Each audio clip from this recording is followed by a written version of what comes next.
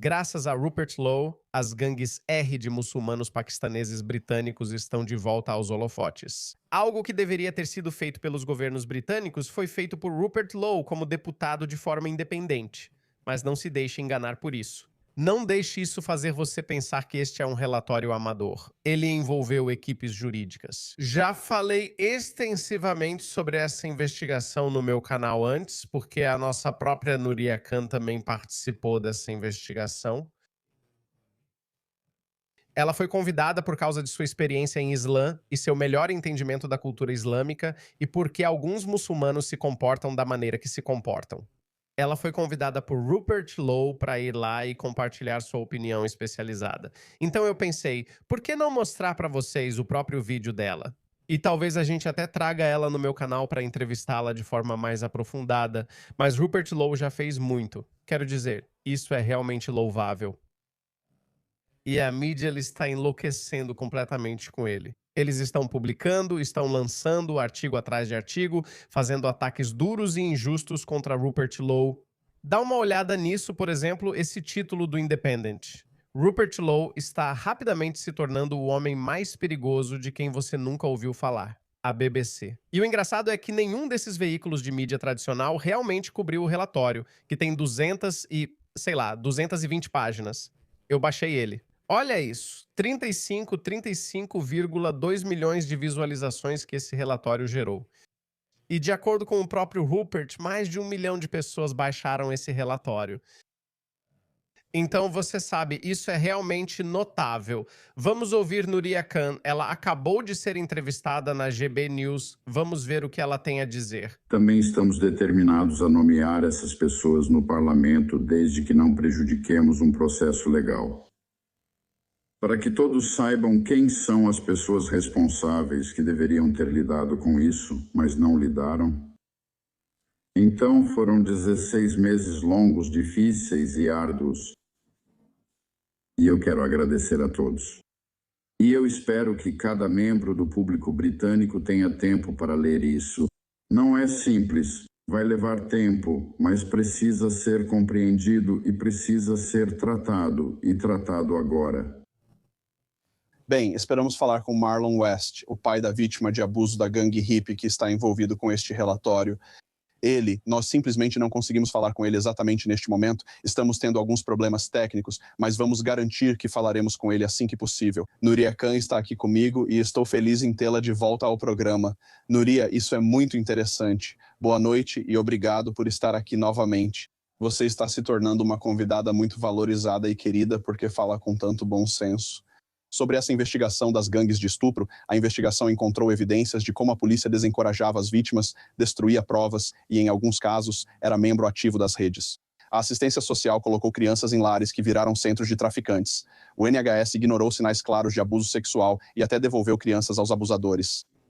As escolas ignoraram preocupações claras de proteção e, como foi dito, puniram e excluíram as vítimas. No resumo executivo, está escrito que a maioria das gangues de estupro era formada por homens muçulmanos, principalmente de origem paquistanesa, com participação menor de somalis, iranianos, sírios, turcos e outros muçulmanos. E há bastante detalhe, na verdade eu estava lendo sobre a doutrina da superioridade muçulmana, extraída de versos do Alcorão, que coloca os muçulmanos no topo com o dever de corrigir os não crentes. A gangue justifica seus crimes com base nos princípios islâmicos de lealdade e desassociação. Ela exige inimizade em relação aos não muçulmanos, a superioridade dos homens sobre as mulheres, casamento forçado, combinado com a ausência de qualquer idade mínima fixa de consentimento e a percepção da sexualidade feminina como inerentemente perigosa. Um sistema de escravidão sexual que permite relações com cativos não muçulmanos e uma hierarquia religiosa onde não muçulmanos conquistados viram súditos. E não é só isso, um ponto muito rápido. Dê uma olhada nisso. Não são apenas esses homens. E essa é a maior evidência de que é cultural. Dê uma olhada nisso. Este artigo foi publicado em 2017. Olhe isso. Meninas brancas são imundas. Não é o estuprador que está dizendo isso. São as esposas deles que estão dizendo isso. Esposas de asiáticos britânicos paquistaneses muçulmanos, como você ouviu, obviamente 90% deles eram de origem paquistanesa. Se você aprofundar mais, verá que eram de Mirpur, região específica do Paquistão. Esposas de homens britânicos paquistaneses presos por estuprar meninas britânicas vulneráveis revelam por que culpam as vítimas. O sentimento de superioridade muçulmana. Até mesmo as esposas deles estão culpando as meninas. Porque isso vem diretamente do Alcorão. Porque aquele famoso, infame versículo do Gilbab diz às mulheres muçulmanas para se cobrirem, para que sejam reconhecidas como muçulmanas e não sejam, entre aspas, molestadas.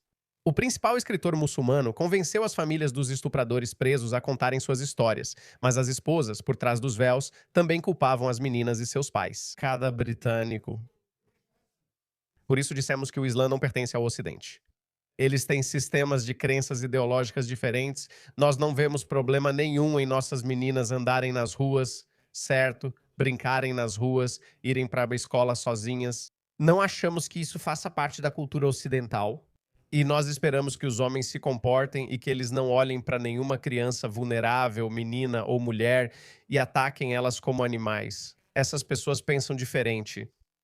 Essas pessoas pensam que se uma garota está usando roupas reveladoras, então ela está pedindo por isso. É isso que o Alcorão diz. Ela pode ser molestada. Omar, o segundo califa, um dos melhores amigos de Maomé, uma vez realmente estuprou uma escrava não muçulmana e ele a seduziu durante o mês sagrado do Ramadã enquanto estava em jejum. Ele contou a outros líderes muçulmanos que não se preocupava por ter estuprado a garota, mas sim se seu jejum havia sido quebrado. Porque durante o jejum, os homens muçulmanos não podem ter relações nem mesmo com suas esposas ou escravas sexuais. Essa é a cultura com a qual estamos lidando, pessoal. Uma mulher descreveu as vítimas como imundas e disse que elas se vestiam sem respeito. Essa é a cultura com a qual lidamos, pessoal. Vamos ouvir Ruya Khan. Você concorda com isso? Antes de tudo, obrigada por me receber, Peter. Gostaria que fossem melhores circunstâncias, mas estou muito grata que finalmente esse relatório veio à tona, independentemente de quão horríveis e angustiantes sejam alguns dos detalhes contidos nele. Fiquei honrada em fazer parte disso, dando meu depoimento sobre a doutrina islâmica e, sobre as manifestações das famílias britânicas paquistanesas de como elas interpretam o Islã nesse contexto. Então, infelizmente, vou ter que concordar com o que você acabou de dizer e afirmar que sim, isso faz absolutamente parte do que aconteceu para que essa tragédia ocorresse. E isso torna essa investigação muito importante. Sou grata ao Rupert Lowe, independentemente do que pensam dele. Ele foi além de todos os relatórios até agora, como o Jay ou o Casey. Este relatório finalmente faz a ligação inextricável entre abuso religioso e espiritual, ou seja, o Islã, neste caso, com o abuso real que foi cometido. Eu venho dizendo isso repetidas vezes, assim como muitos denunciantes. Nós pegamos os testemunhos de vítimas sobreviventes de anos atrás, onde elas vêm dizendo repetidas vezes, vez após vez, que certas palavras foram ditas a elas. Versículos do Alcorão eram citados enquanto elas eram espancadas. Elas receberam, você sabe, insinuações de cunho racial por parte de seus agressores. Quando as chamavam assim, e odeio dizer isso no ar, mas as chamavam de escória branca e vadias. E faziam questão de que elas soubessem que, no contexto paquistanês, quando você diz a palavra gora, ela literalmente se refere a branco na língua deles. E então eles também aplicavam a lei Sharia sempre que precisavam, às vezes para casar à força essas meninas. Eles as tratavam como esposas que, segundo o Alcorão, podiam apanhar e as faziam andar 1,5 metros atrás deles em consultas médicas para tentar um aborto, quando o abuso já era grave. Então você pode imaginar o quanto o Islã teve um papel nisso. Precisamos acreditar nas vítimas sobreviventes quando relataram, anos atrás, que as gangues de aliciamento agiam como redes terroristas. O que isso significa? Isso significa que eles recrutam e a ideologia e as justificativas são exatamente as mesmas de quando você está lidando com o terrorismo islâmico. Isso é uma extensão disso. E eu sou muito grata que o relatório aborda a jihad e que vocês entendem o conceito de travar guerra contra não muçulmanos, o que também envolve tomar escravas sexuais. É como a violência sexual como arma de guerra em qualquer situação em que se queira humilhar tanto a população nativa quanto o Estado britânico em um contexto mais amplo. Como e por que fomos tão reticentes em chegar a essas conclusões antes? É simplesmente medo de sermos chamados de racistas? Porque isso se manifestou de várias maneiras diferentes. Não se trata apenas de as pessoas não denunciarem e dizerem essas coisas. Isso se manifestou de várias formas, como não quero ser chamado de racista, então não vou denunciar uma suspeita de risco à criança. Eu não vou encaminhar isso para os serviços sociais, ou isso vai ser ignorado ou colocado em um nível de prioridade mais baixo pelos serviços sociais, pela saúde, pela educação. Quero dizer, isso é uma falha sistemática e multifacetada do que estamos falando, quero dizer, do que supostamente aconteceu. 250 mil de mulheres e meninas neste país, em 149 distritos administrativos locais, ou seja, 40% de todos os distritos do Reino Unido. Vale destacar que a maioria desses abusos ocorreu em áreas controladas pelo Partido Trabalhista. Então, sim, ouvimos alguns depoimentos de alguns policiais que disseram que não investigaram porque não queriam parecer racistas. Acho que isso não é toda a verdade. Não acredito que essa seja uma descrição precisa, porque vamos descobrir, e algumas pessoas já estão dizendo isso. É mencionado no relatório que havia pessoas no Partido Trabalhista, havia pessoas na força policial que estavam realmente envolvidas, que encobriram isso. Não só encobriram, mas na verdade participaram disso. Então, a pergunta é: por que os conservadores não falaram sobre isso? Porque não foi só o Partido Trabalhista que não agiu sobre isso. Ok, faz sentido. Eles não querem incomodar seu eleitorado. Eles não querem, eles também podem ser cúmplices disso. Então faz sentido para os políticos trabalhistas ou para o Partido Trabalhista encobrir isso. Mas o que aconteceu com os conservadores? Por que os conservadores não é assim que nossas democracias funcionam? Acredito que foi aqui que o Ocidente começou a ruir. O mesmo ocorreu na Austrália, se você ampliar um pouco. Não sei sobre os Estados Unidos quanto a democratas e republicanos, mas na Austrália também. Isso foi antes de eu vir para cá. Vou fazer outro paralelo e terminar com o Reino Unido. Eu estava ouvindo um comentarista político na TV em algum canal dizendo isso. Depois do governo Blair, os conservadores de alguma forma aceitaram as mudanças trazidas pelo governo Blair como novo padrão. E que eles haviam abandonado os princípios thatcheristas e pensaram: ok, é isso, o mundo vai ser multicultural, essa é a nova norma, vamos seguir em frente. Agora, se você olhar para a Austrália, nossa coalizão, a coalizão, que é uma coalizão entre os liberais e os nacionais, era para ser mais nacionalista. Eles deveriam estar à direita do espectro político. Mas depois do governo Howard, eles também se moveram para a esquerda. E ambos os nossos partidos políticos se tornaram partidos de esquerda, essencialmente. Portanto, eles pararam de falar sobre os males do multiculturalismo. É por isso que eu acho que o equilíbrio que deveria existir, o equilíbrio perfeito e saudável entre a política de direita e de esquerda que deveria manter nossa sociedade sob controle, foi completamente perdido. E nós, coletivamente, derivamos para a esquerda. Isso criou uma cultura de apatia, indiferença e de fazer vista grossa para os males do multiculturalismo. Então essa é a minha opinião sobre isso. E dê uma olhada nisso. Olhe o tipo de anúncios que eles estavam fazendo. Veja isso. Veja isso. Olá! Eles estavam usando garotas. Eles estavam usando estudantes para atrair refugiados para virem ao Reino Unido. Tipo, isso é tão distorcido. Chama-se Olá. E bem-vinda ao país de Gales. Sabemos que ser refugiada é difícil. Elas enfrentam muitos desafios. Fugir do seu país é difícil, mas o país de Gales quer acolher você. O Welsh Refugee Council está aqui para ajudar você. O país de Gales é considerado um refúgio. Que recebe todos, sem exceção. Reconhecemos seu talento. O Conselho de Refugiados do País de Gales oferece grande apoio. Este é um anúncio apresentado pelo Conselho Galês. De qualquer forma, vamos voltar para Núria Khan. Sim, quero dizer, há muitos fatores diferentes em jogo aqui, Peter, mas definitivamente, de modo geral, havia esse medo predominante de ser rotulado como racista ao lidar com autores de uma determinada minoria étnica. E eu gostaria de pensar, trabalhando nesse setor, que avançamos muito desde então no reconhecimento da exploração sexual infantil em grupo, ou em perceber os sinais de alerta. Mesmo quando, sabe, à primeira vista parece que, ok, essa pode ser uma garota vulnerável, e ela está, sabe, fazendo uso abusivo de substâncias, ou ela está desaparecendo por longos períodos de tempo, mas isso não justifica encerrar ou descartar o caso, nem dizer apenas que ela tem problemas de comportamento. Você ainda precisa ir além, investigar o caso e sinalizar riscos à proteção dela.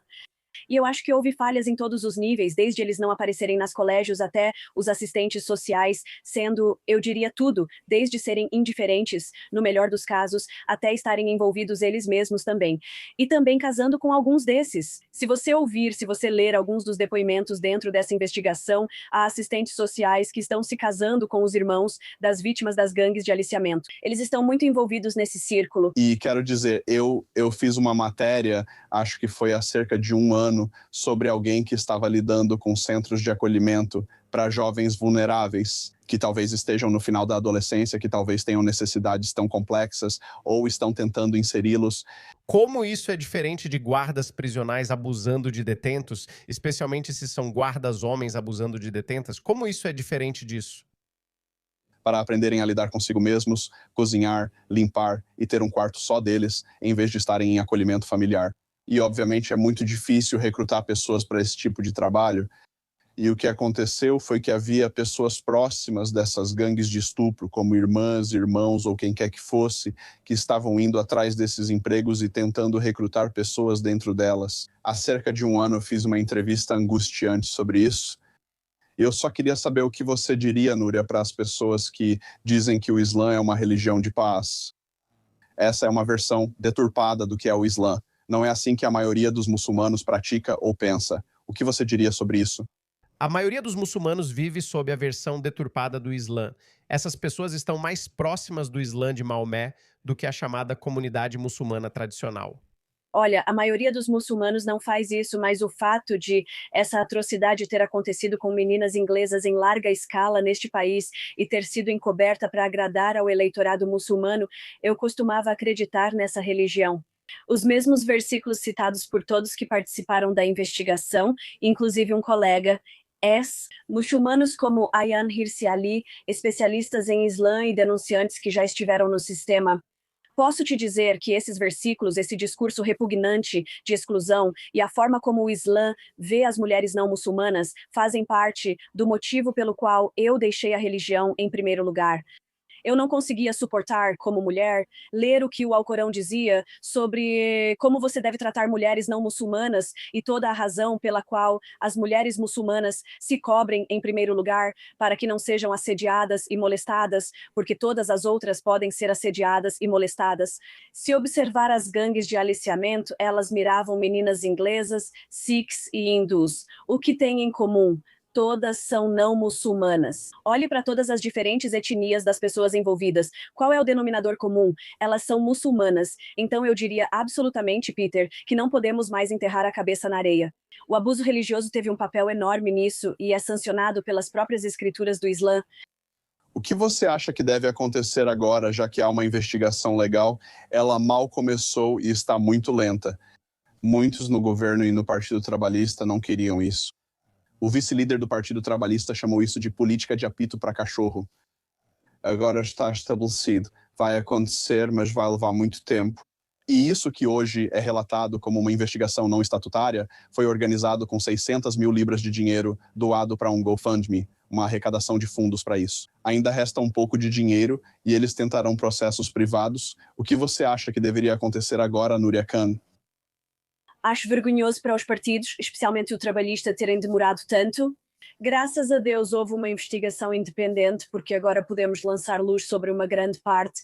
E o motivo, o que estava por trás da mentalidade e motivação desses agressores, o que lamento muito dizer, Pedro, eu não acho que eles vão entrar em tantos detalhes sobre isso na investigação nacional. Só porque, como Estado, como instituição, nós não tocamos no Islã. Damos a ele o mesmo, eu concordo com você. Não consigo imaginar uma investigação oficial que entrasse nesse nível de detalhe, que citasse trechos diversos do Alcorão e fosse tão direta e franca sobre tudo isso em uma investigação nacional. Não fiquei surpreso. Não me surpreende que Rupert Lowe e outros tenham escrito isso. Mas o parágrafo que mais me chamou a atenção, Núria, é que o fracasso político está no centro do escândalo. Governos sucessivos não quiseram enfrentar padrões étnicos e religiosos. O Partido Trabalhista tem responsabilidade especial. Primeiro recusou a investigação pública e só cedeu sob pressão, ordenando um processo visto com ceticismo. Exatamente. Eles sacrificaram suas próprias meninas, suas próprias jovens vulneráveis no altar da base eleitoral e, lamento dizer, não vejo nenhuma mudança nisso. Eles vão andar em ovos em relação às questões do Islã, eles podem, ceder em alguns pontos e dizer que vão começar a registrar as etnias dos agressores, mas, desculpe, isso não é suficiente, e é muito pouco, muito tarde. É necessário contar com especialistas em traumas em todas as áreas desses conselhos. Você precisa de pessoas que realmente entendam como esses princípios islâmicos se manifestam na prática. Como uma mentalidade muçulmana extremista usa o Alcorão para explorar uma garota branca da classe trabalhadora, você precisa entender isso. Não dá para simplesmente dizer que vai investigar mais esse grupo demográfico, de jeito nenhum. É preciso pessoas que confrontem as escrituras e o fato de o Islã permitir esse tipo de abuso e violência sexual, se quisermos realmente combater a violência contra mulheres e meninas. Mais uma vez, que vergonha para qualquer ministra responsável ou que se diga aliada das mulheres e meninas e da segurança delas neste país. Quando elas nem sequer conseguem, estão lá bajulando os anciãos, indo aos mesmos conselhos que encobriram essas próprias atrocidades. Núria, nunca vamos esquecer o comportamento criminoso, eu diria quase criminoso mesmo, de vários departamentos de polícia britânicos. Ouça isso. Isso é horrível. A filha desse homem foi sequestrada e estava sendo abusada por uma gangue de estupradores paquistaneses. Ele tentou resgatá-la, mas então a polícia chegou e o prendeu. Ouça o que ele diz. Imagine isso. Eu não consigo entender esse tipo de injustiça. Para onde você iria? O seu estado deveria te proteger e ficar do seu lado quando você sabe que algo assim está acontecendo. Mas em vez disso, eles ficaram do lado dos abusadores. Recebi uma ligação dizendo onde Elizabeth estava. Então eu fui até lá, porque morava ao lado da escada, fui até lá e bati na porta. Vi um movimento na cortina. Então, em cerca de 5 minutos, chegou um carro de polícia. Eles me perguntaram o que eu fazia, depois me levaram de volta para onde eu morava e me prenderam novamente. Então, obviamente, estou sentado do lado de fora de novo e vou ficando cada vez mais frustrado. Agora eu entendo porque os americanos dizem que você tem que ter uma arma. Acho que nessa situação, se você é pai, meu Deus, eu nem consigo imaginar. Eu não consigo, pessoal. Eu não consigo imaginar. Meu Deus. Isso é o tipo de coisa que, eu não acho que você se importe com a lei, especialmente quando a lei nem te protege. O que você faria se soubesse que seu filho está sendo abusado por homens naquela casa? Vou me complicar se disser o que estou pensando, mas entendo o que você quer dizer. Eu acho que todo pai faria isso. Então eu volto para o apartamento. Uma hora depois ou algo assim? Isso, cerca de 20 minutos, tudo bem. Então parecia que em poucos minutos uma van chegou dessa vez e acho que havia 2 ou 3 policiais. Eles me prenderam, me levaram para a delegacia. Não me levaram para onde normalmente formalizam a acusação, fui direto para uma sala perto das celas. Estava lá quando, meia hora depois, vieram me buscar e disseram: "Vamos, você vai embora." Perguntei: "Como assim?" Só me disseram para seguir, então os acompanhei, passando pelos policiais e saindo da pequena delegacia pela entrada do público. Avisaram que, se eu voltasse ao apartamento, seria preso por perseguição. Porque as leis de perseguição tinham acabado de ser implementadas, sabe, aquelas bem rigorosas. Então eles me deixaram ir. O que acontece se você disser que sua filha está lá dentro e quer que ela saia? O que eles respondem? Dizem que ela não está, que quer ficar, ou o quê? Do jeito que era o que eles estavam dizendo para mim, era com o que eles estavam me ameaçando. Sabe o que eu quero dizer? Eles não respondiam, por que não a tiravam de lá? Por que eles não me deixavam tirar ela de lá então, se eles não queriam fazer isso? E eu continuava voltando o tempo todo. Eu disse: "Olha, vocês estão mirando nas pessoas por causa da raça." Eu disse: "Não é isso, de jeito nenhum. É por quê?" Mirando nas pessoas por causa da raça. Meu Deus, gente. Precisamos saber os nomes desses policiais. Eles precisam ser presos por muito, mas muito tempo mesmo. Estou supondo que a filha dele era menor de idade. Como isso pode ser justificável de qualquer forma? O que eles estão fazendo? São homens adultos. Se você tem alguma dúvida de que isso não tem nada a ver com o Islã e que são apenas algumas maçãs podres seguindo uma versão deturpada do Islã, ouça esta mulher muçulmana que nem sabe nada sobre as gangues de aliciamento ou todas essas gangues. E, aliás, esse fenômeno das gangues de aliciamento ou gangues de estupro não é exclusivo da Grã-Bretanha. Na França, são os argelinos. Na Alemanha, são os sírios e os turcos. Na Suécia, são os sírios novamente. Então, para onde quer que você olhe, e na Espanha, são os marroquinos. Por que isso? Nunca ouvimos falar de gangues de estupro hindus. Sim, toda comunidade tem sua própria parcela de abusadores sexuais, mas esse é um fenômeno muito único que foi testemunhado e observado no Ocidente, que é predominantemente cometido por muçulmanos. E por que eles? Esta mulher muçulmana vai explicar isso para você agora. Mas quando o Islã foi organizado, como que eles organizaram isso? que só haveria através da guerra legítima entre os muçulmanos e seus inimigos. Ou seja, se lutássemos contra Israel. E Israel, a guerra legítima entre os muçulmanos e seus inimigos criminosos. Ou seja, se nós lutássemos contra Israel, e Israel, claro, está relacionada à terra, mas também é agressora contra as pessoas e contra a fé. E claro, quando falamos sobre isso, é algo impossível. Quer dizer, é impossível que chegue o dia em que vamos lutar em Israel, embora a Surat al-Isra indique isso, sabe?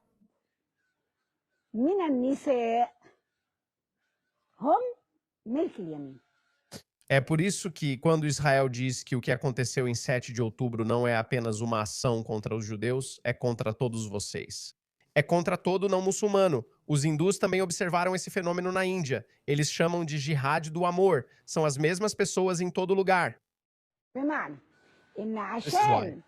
Porque eles vão se tornar os governantes do exército. De um muçulmano, Muhammad compartilhava mulheres judias com seus companheiros soldados.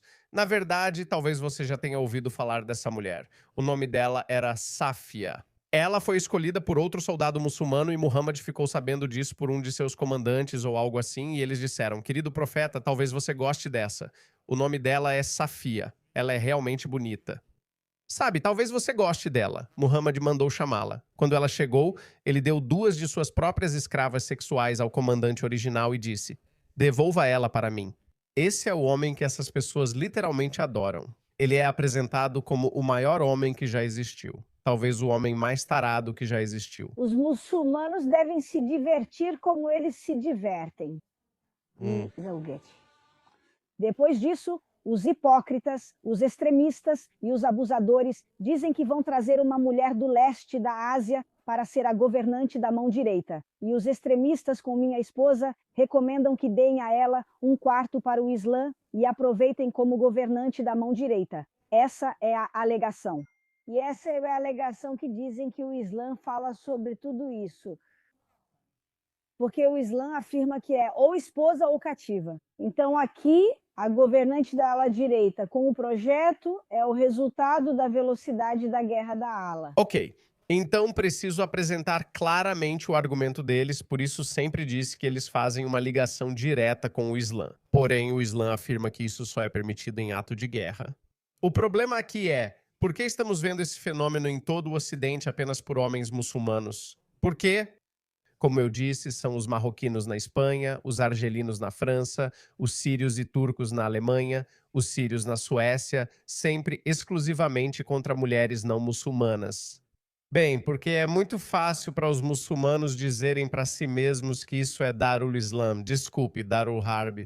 Darul Harb significa que o Islã, como doutrina, divide o mundo em 2 esferas. Darul Islam, Darul Harb. Darul Islam significa a casa do Islã. Darul Harb significa a casa da guerra. Sei que nem todo muçulmano pensa assim, já que a maioria provavelmente não se importa. Mas é muito fácil para qualquer muçulmano dizer: ok, eu estou vivendo em uma casa de guerra, este é um país infiel, uma terra infiel, eles são racistas com o meu povo, eles odeiam o Islã, eles zombam da minha religião, eles zombam do meu profeta. Portanto, estamos em guerra com essas pessoas. Muitos estudiosos muçulmanos já disseram isso. Estamos em guerra com essas pessoas. Então, quando você está em guerra com essas pessoas, qualquer mulher que você capturar se torna sua escrava. É isso. Então, você pode dizer que esse não é o ensinamento exato do Islã, mas como essa permissão existe no Islã, é por isso que é possível para homens muçulmanos fazerem essas coisas. Esses ensinamentos não existem no hinduísmo, budismo ou sikhismo, por isso não vemos gangues de estupro nessas religiões. E é por isso que, quando você vê um PDF hindu ou uma pessoa hindu, um estuprador hindu, ele vai ficar envergonhado. Ele vai tentar cobrir o rosto. Já mostrei vários vídeos de PDFs muçulmanos flagrados por grupos de vigilantes no Reino Unido. Sabe o que dizem? Na minha religião, isso é normal. Eles não têm vergonha porque existe uma permissão dentro da doutrina deles, dentro da ideologia política deles, disfarçada de religião, que permite que eles façam essas coisas e justifiquem essas coisas. Eu acho que isso não vai parar. Isso vai continuar ao longo do ano, nos próximos dias e semanas. Vamos ver muito mais disso. E vai se tornar impossível para a mídia continuar ignorando isso. Agora eles estão atacando apenas Rupert Lowe, mas isso não vai durar muito, porque esse crime, segundo algumas estimativas, envolve cerca de 250 mil meninas. Essa é uma geração inteira que está perdida. Uma geração inteira. Tem que haver um dia de acerto de contas. Aqueles policiais que prenderam aquele pai, há muitas histórias assim. Meu coração, não sei o que faria, pessoal. Sou pai de uma menina. Eu não consigo, eu não entendo o que eu faria. Eu acho que sua vida chega ao fim. E é isso. É só isso mesmo. Não dá. Obviamente, eu tenho que ter cuidado. Mas você sabe, qualquer pai sabe o que faria. E pedir para um pai sentar e simplesmente aceitar isso, isso é criminoso além da imaginação.